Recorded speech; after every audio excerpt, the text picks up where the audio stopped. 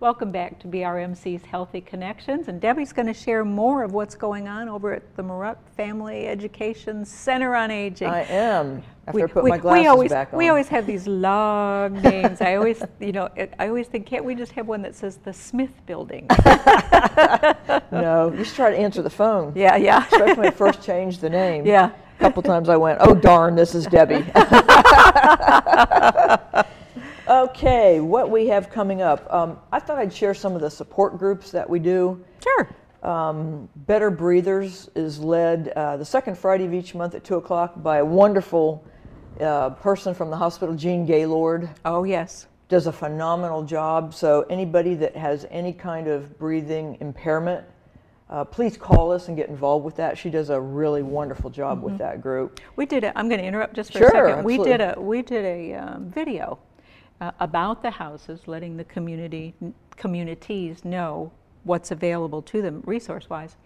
And one of the gentlemen from the Better Breathers had gone from using oxygen all the time prior to taking the group, and was actually doing so much better, where he could have breaks from his oxygen and not be gasping. I mean, he actually, yeah, it's by knowing what to do. Right. So it works. Wonderful. We also do, unfortunately, but fortunately we have it, dementia and Alzheimer's support groups. Most of you probably know, as you read the newspaper and hear the news, this is one of the growing illnesses, unfortunately, we have in the nation. And we have an Alzheimer dementia support group over in Marion County at the Senior Center in Flippin on the first Tuesday of each month at 1 o'clock. Okay. And then we have one in Mountain Home at the Maruck Center the fourth Friday of each month at 3 o'clock, right at the Maruck Family Center. Who's leading those? Actually, Nancy is still leading those, and Nancy I'm getting Svela. Trained in those right now. Okay. And they're wonderful groups. What we find is that people that may have a spouse or someone they're helping, they're a caregiver, if they don't come out and get the support, sometimes they don't take care of themselves very well. They can get angry, go through a lot of, why is this happening to me, or why did it happen to my spouse? And many times by coming to the support group, you'll find out that you're not the only one, and you end up sharing ideas about how to make things work. Sure, sure. And the caregivers, we stress so much that they get some time to themselves somehow. Over the years, because I've been involved, and over the years, I've seen, I'll be just real frank about it, I've seen the caregivers pass away earlier than the person with Alzheimer's because they're exhausted. They've absolutely, by not having any, feeling like they are alone and not having any support, when in fact they do have resources available to them.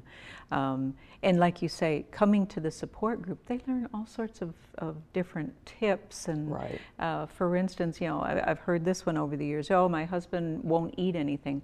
And then you teach them that because their perception, eye perception, depth perception is changing with Alzheimer's, turn the plate around. You know, it's like, oh my goodness, there's his meal. He hasn't been seeing it. Right. That you didn't know there was anything to eat. Absolutely. So, I mean, there's just so many things that people are not aware of, that by coming to the support group, they're going to learn. And I know it can be maybe uncomfortable to make that phone call to say, hey, I want to join that support group, but you won't regret it. And even if you come and don't participate for a time or two, but just listen to other people tell stories, it is enlightening to find out that you might not be going through this on your own, as you are not. So. And that somebody's come up with something that, it's the old kind of like, oh, why didn't I think of that? Right. On helping with showers become a huge issue. Absolutely. There's this fear of water. Yes. I mean, just coming up with solutions that are so beneficial. So to make your day easier, your life easier, and then of course for your loved one, makes it easier on them. They're not challenged to try and avoid what they either fear or no longer understand. Yeah. So we did the virtual dementia tour probably about 2 months ago. And we'll probably tell us do about that. That's fascinating. What we'll do is suit you up, so to speak, to try to emulate or simulate what the person is going through with dementia/Alzheimer's. We'll put gloves on for impairment of the hands. We put goggles on. Many experience macular degeneration, which is the vision straight forward and only see the peripheral. Yeah. So we'll put goggles to simulate that feeling. We put a little CD player or an MP3 player on your hip and put some earphones in with some staticky noise going on. Kind of sounds like an AM radio that's not in tune. And then we give you a set of verbal instructions. We'll put you in a room and we'll put you at the doorway and we'll say, okay, in this room you'll find a sweater. Go find the sweater and put it on. In this room you'll find a coin purse. Go find the coin purse and take out 2 quarters. And a series of instructions. And then someone's in the room to watch you to make sure that you don't harm yourself. Yeah. Because you can trip and fall, Sure. things like that. And I've done it, and we had about 35 people that did it the last time we opened it up to the public. And the caregivers came out. Some come out halfway through and say, I can't do any more of this, because it is absolutely frightening and startling at the same time. It's enlightening in the fact that you do get an understanding. You're walking a mile in the Alzheimer patient's shoes. And you'll have, I remember walking around with the headphones on with the noise thinking, okay, I got my bearing straight, but you can't see. So you try to figure out where would a table be or where would a sweater be. And then there's sirens that come in. And I just said out loud, oh my gosh, we're on fire. Well, I was so engrossed into where I was that I didn't, I didn't even remember about having on the goggles or the headphones. So we'll do that again in the fall. Oh, that'd be a great class for folks It's worth doing. Yeah, to it's sign worth up doing. for. It's a no charge, no pressure. And if you get in there and say, I can't do any more of this, that's okay. But it is an eye-opening experience, to say the least. Yeah. Eye-opening, to say Thank the goodness least. you're doing things like that, because That's that's remarkable. I know I've even heard over the years, oh no, my loved one is just, my spouse is just being stubborn, or they just don't want to do what I'm asking them to do. And I mean, that's And what you find is there's varying stages. Yeah. So, they may be sweet in the beginning and Combative. cheerful, and then they may move into a more combative mode. Which people have to understand. I mean, with Alzheimer's, it's like, think of a sea sponge, and it's slowly being eaten away. That's what's Great going analogy. on. So, and they don't know. And they don't know.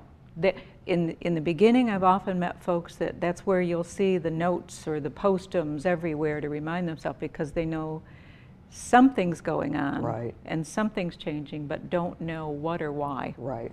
So. Right. And we have anybody that has someone they're caring for, we have huge amount of information about Alzheimer's. We have packets that we give out. I mean, we are just covered up with resources, which is a good cover up. Right. Anything from Parkinson's to Alzheimer's, and you name an illness, and if we don't have the brochure, the information, the contact on it, we're going to find it for you. Find you, yep.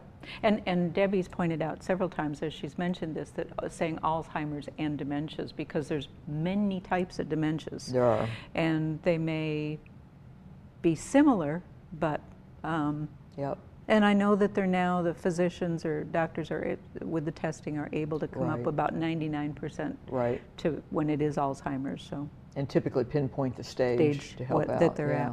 Yeah. So what else do we do? What else? We do Mended Hearts. Okay. That's a program for, it's a national program. We're the first in the state of Arkansas to have it. First chapter. Les Stevens leads that group. And the people that come to that typically, a lot of times they're caregivers as well. They may have had bypasses, heart attacks, anything to do with the heart. They come and get educated and also get support. And Les does a great job of bringing in speakers to share resources with them. That's a great group. I would encourage anybody that takes care of anybody or has had a heart issue to join that group. And they're always looking for people to join, because they also are going into the hospital if a patient is going to have a specific heart surgery. This is a group that can explain, because of their own experiences, what you may experience. They're not clinicians. They're there to share their experience. I know that Les won't mind my mentioning. He had a heart attack, and that's why he's so passionate about getting this group going in the state. So why Mountain Home is, once again, we're the flagship. We're the first chapter in the state. And cardiologists are all behind it, so it's a wonderful program. So, it's a wonderful program, yeah. People need to start calling that 508-3880. They do. And come down and find out what's going on. You bet. We do. We do stroke support group, Parkinson's support group, and we also have some fun. We have a group called the Designing Divas. They make things, they create things, and do they support each other? Absolutely. They support each other in talking and sharing stories and being creative, and sometimes it's just getting an hour or two away from the world and coming in to make something fun and learn a new skill. They've done painted fabrics, and we've made all kinds of Art Deco mesh wreaths and just fun stuff. And the wreaths and a lot of this was all then donated and put up for minimal cost. You could come in and buy the items that they've created, and then of course the money goes back into creating more programs. Absolutely. So because we do depend on our community houses being supported by the community, in most cases there are some fundings that come in. You are with the Donald W. Reynolds, I believe, is one of your Institute of Aging. Institute of Aging helps support through their initiatives, help support the Muroc Family Education Center on Aging.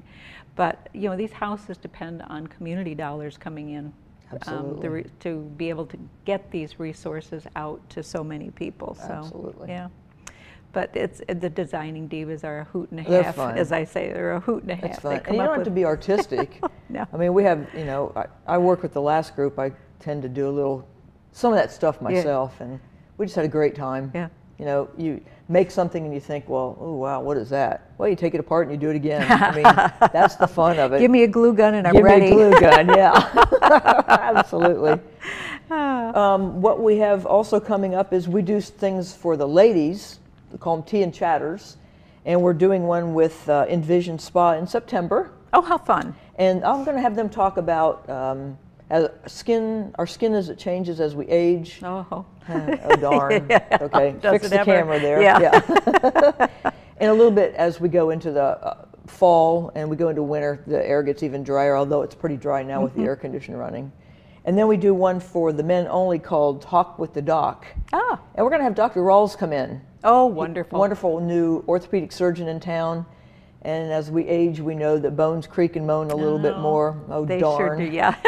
He's going to talk about hips and knees, and that's a great program just for the guys. Just for the guys, so they can ask those questions that, without all the women around. Absolutely. So we try to keep things moving and grooving, as I say. I guess so. We stay busy. Debbie, thank you for joining us my today. Pleasure. This is wonderful. My pleasure. Once again, the Muroc Family Education Center on Aging, our coordinator, Debbie Love, who's been our wonderful, delightful guest today. Thank you. And the number one more time is 508-3880. All right. Anything that's been mentioned today, just give them a call. They'll be happy to share the information, send out, for instance, the helpline, resource guide, that kind of thing. It's all free. All free. Give them a call. Thanks for joining us today for BRMC's Healthy Connections.